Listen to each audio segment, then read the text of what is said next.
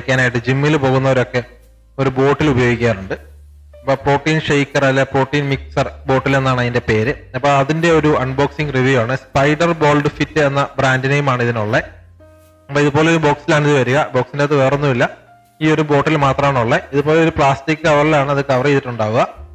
അപ്പൊ ബോട്ടിൽ പുറത്തെടുത്ത് കഴിഞ്ഞാൽ ഇതിന്റെ ഒരു ക്വാളിറ്റി നോക്കിയാൽ ഒരു 100-80 മാർക്ക് കൊടുക്കാം. നല്ല ക്വാളിറ്റി ഉള്ള ഒരു ബോട്ടിലാണിത്.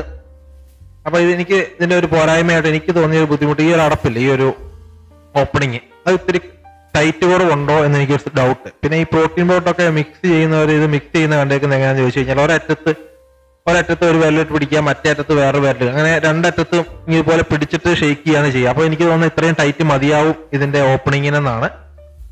നല്ല വായുവട്ടം ഒക്കെ ഇതിനുണ്ട് കേട്ടോ. നമ്മൾ പ്രോട്ടീൻ പൗഡർ സ്കൂപ്പിലെടുത്തിട്ട് ഇതിനകത്തോട്ട് ഇട്ട് കഴിയുമ്പോൾ പുറത്തോട്ടൊന്നും പോകത്തില്ല. പിന്നെ